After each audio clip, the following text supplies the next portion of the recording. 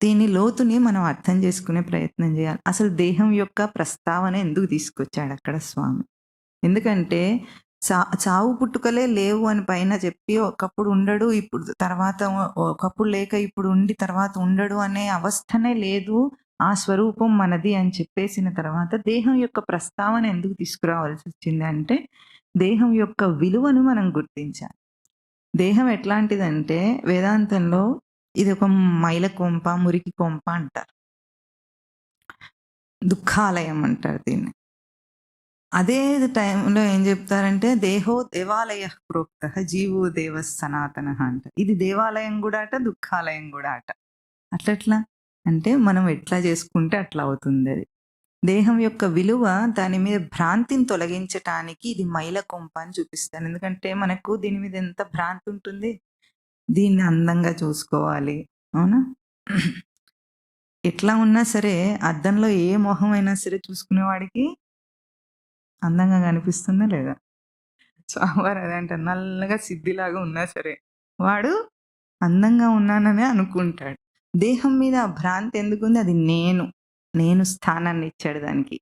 నేను అన్న హోదాని ఇచ్చాడు దానికి. కాబట్టి దేహము అంత ప్రీతికరంగానే ఉంటుంది. ఇప్పుడు అటువంటి దేహం మీద వ్యామోహాన్ని తీసేయటానికి మొట్టమొదటి స్థానంలో దేహం మీద అంటే ఈ దేహాన్ని పోషించడానికి, ఈ దేహ భోగాలు అనుభవించటానికే వాడుకుంటున్నాడు కాబట్టి, ముందు మనిషికి దాని మీద వ్యామోహం తొలగించటానికి దేహాన్ని నీచంగా మాట్లాడి చూపిస్తుంది వేదాంతం.